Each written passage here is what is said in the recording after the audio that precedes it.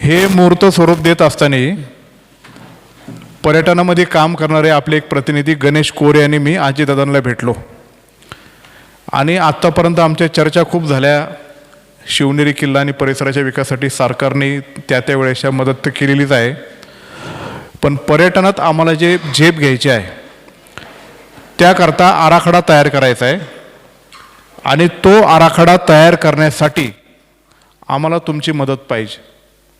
माननीय अजितदादा पवार साहेब यांनी त्याला हिरवा कंदील दाखवला, त्याला आराखडा तयार करण्यासाठी निधी उपलब्ध करून दिलेला आहे. त्याची पुणे जिल्ह्याच्या जिल्हाधिकारी यांच्या दालनामध्ये 2 बैठका झाल्यात.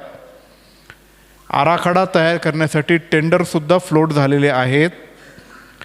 6 ते 7 जानेवारीपर्यंत कोण कन्सल्टंट नेमायचा याची पुढची बैठक होणार आहे.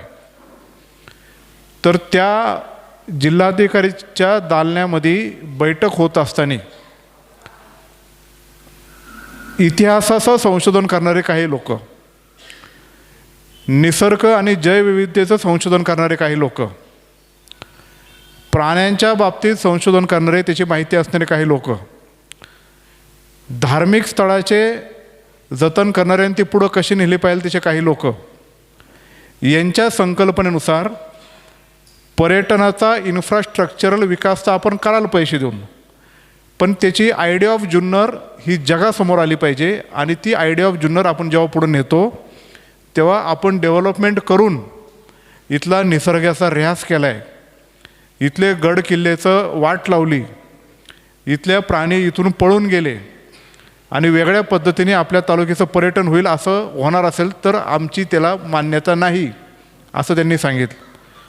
म्हणून जुन्नरच्या पर्यटनाची आयडिया काय असली पाहिजे त्या कन्सल्टंटच्या माध्यमातून ते पुढे नेणार आहे. आणि त्याचा आराखडा तयार करत असताना आजपर्यंत जुन्नरच्या पर्यटन स्थळाचा सगळा जो काही डेटा आपल्याकडे अवेलेबल आहे, जो तुम्ही सगळ्यांनी केलेला आहे, तो डेटा आपण त्या टेंडर फ्लोट केले त्याच्या माध्यमातून, त्या कन्सल्टंटच्या माध्यमातून तो आराखडा तयार करणार आहे. आता मी तुम्हाला सर्वांना इथं आज का बोलवलं की हा जो आराखडा तयार करत असताना प्रत्येक सरपंचाचं, पर्यटनामध्ये काम करणाऱ्या पत्रकारांचं, पर्यटन संस्थांचं, इतिहासाच्या तज्ज्ञांचं त्याच्यातून काही सुटायला नको आणि त्यातून आपलं तुमचे काय मत आहे ते जाणून घेणार आहे. एखाद्या गावाचं एखादं मोठं धार्मिक स्थळ असेल तर ते पर्यटनाच्या दृष्टिकोनातून, तीर्थक्षेत्राच्या दृष्टिकोनातून जगासमोर कसं आलं पाहिजे ही तुमची संकल्पना काय असेल ती मांडा. तुम्हाला जे तुमच्या मनात असेल ते मांडा. त्या आराखड्यामध्ये आपण ते तयार करणार आहे. हा एकदा आराखडा तयार झाला याची कल्पना आम्हाला आहे की याची हजारो कोटींच्या वरचा तो आराखडा तयार होणार आहे. पण तो आराखडा तयार झाल्यानंतर हा जो पर्यटनाचा आपल्या तालुक्याचा विकास आहे हे पुढील 10-15 वर्षामध्ये असंच पुढच्या तेव्हा कोण आमदार असतील, सरकार असेल, त्यांच्या माध्यमातून तो केला जाईल. अशा प्रकारची उपाययोजना आपण करतो आहे. जसं शिवनेरी विकासचा 90 कोटीचा आराखडा तेव्हा तयार केला, त्याच्यामध्ये फॉरेस्ट, आर्किओलॉजी आणि PWD आहेत.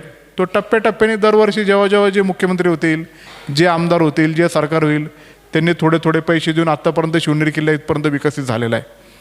अशाच प्रकारे याचा एकदा आराखडा तयार झाल्यानंतर याचा फर्स्ट फेजचा निधी हे यंदाचे सरकार आपल्याला देणार आहे. त्याच्यासाठी ही पहिली पायरी आहे आणि त्याकरता आपण सर्वजण एकत्रित येऊन पुढं जाऊ. याच्याकरता ही आजची बैठक आयोजित केलेली आहे. ही नुसती बैठकीपुरतं सीमित राहणार नाही. काम ऑलरेडी चालू केलेलं आहे. आता त्याच्यात काय सहभाग घ्यायचा हे तुम्ही सांगा. शिवनेरी किल्ला आपल्याला माहीत आहे, नाणेघाट माहीत आहे, हडसर माहीत आहे, असे ठिकठिकाणचे माहीत आहेत. त्याचं रिपिटेशन करू नका. फक्त तुमची आयडिया काय आहे त्या पद्धतीने. एक छोटं उदाहरण सांगतो. कास पठारचं जेव्हा खूप जगासमोरच्या पर्यटनाच्या दृष्टिकोनातून पुढे गेलं तेव्हा कास पठारावर इतके लाखो लोक यायला लागले, तिथली जैवविविधता डिस्टर्ब झाली, तिकडचे फुलं येणं कमी झाले. आणि मग नंतर गव्हर्नमेंटने निर्णय घेतला की तिथं फक्त ऑनलाईन बुकिंग करायचं आणि पर डे किती लोक सोडायची तेवढीच सोडायची, बाकी सोडायची नाही. आणि तदनंतर त्या पठाराचं डेव्हलपमेंट जतन तसं झालं. तसे आपल्याकडे पण पठार आहेत. त्या पठाराचं डेव्हलपमेंट करत असताना आता वर्सोबाईकडे आम्ही कॉन्क्रीट रोड घेतला. पुढे येते वर्सोबाईकडे तो निम्मा आम्ही कॉन्क्रीट रोड आता बिजेटमधून तो करतो आहे. पण तो कॉन्क्रीट रोड करण्यापेक्षा तिकडं दगडी पिचिंगचा रोड केला, तिकडचा जो तलाव आहे तो मोठा केला, तिकडचं अधिकचं वृक्षारोपण करून ते पठाराचा डेव्हलप केला, तिथं नो व्हेकल झोन केला, तिथं स्थानिक लोकांना इन्व्हॉल्व करून तिथं बैलगाड्या असतील, हातगाड्या असतील, त्याच्या माध्यमातून तिथलं टुरिझम डेव्हलप केलं, तर खऱ्या अर्थाने ते डेव्हलपमेंट आपण केले असं ते होईल. नाही तर इन्फ्रास्ट्रक्चरला गव्हर्नमेंट पैशाला कमी पडणार नाही, तिथं करतच असणार आहे. म्हणून तुम्ही सर्वजण इथं जेव्हा याल, आपण सर्वजण पर्यटनाच्या दृष्टिकोनातून आपले ज्या ज्या आयडियाज आहेत ते तुम्ही सांगा, ते पुढे नेण्यासाठी आपण काम करूया. खोत सर तुम्ही या आता, आणि यानंतर पर्यटन क्षेत्रातून ज्यांना मांडायचं ते मांडा, कुठल्या सरपंचाला मांडायचं मांडा, फक्त एकदम थोडक्यात आणि प्रिसाईज मांडा, कोणाचं नावही घेऊ नका. मला असं वाटतं अशी सुरुवात करा, माझ्या गावात मला असं करायचं आहे असं एवढंच सांगा. धन्यवाद.